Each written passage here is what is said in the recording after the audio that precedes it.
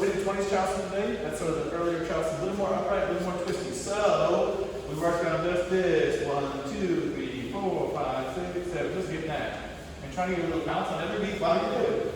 And we worked just like flipping a leg, flipping a leg, flipping a leg, flipping a leg. And give you the other one. Hey, hey, hey. Maybe alternating. You do. If you lose it, you can always go back to this. Sometimes you're trying this and you're like, oh, I just got it, no problem. Boom, it just works for you. Sometimes it just works. Sometimes you're like, what is life? Where is the world? And it's terrible, and you need to work your way up. It's okay either way. If you lose it, you can always come back to this, and you start getting on one leg, get the other leg free, try alternating.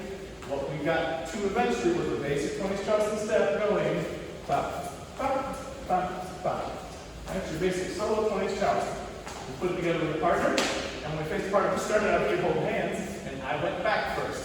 Poof, hop, letting the hands move. Poof, hop, poof, hop. I like to let the hands move because when we get in closed positions like this, I don't like it super stiff, even though it's not illegal. I like it to have a little tiny bit of movement. So it feels a little more like solo.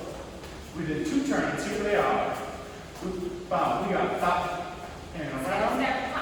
Poof, hop, poof, hop. We got bop and around. We connect really lit.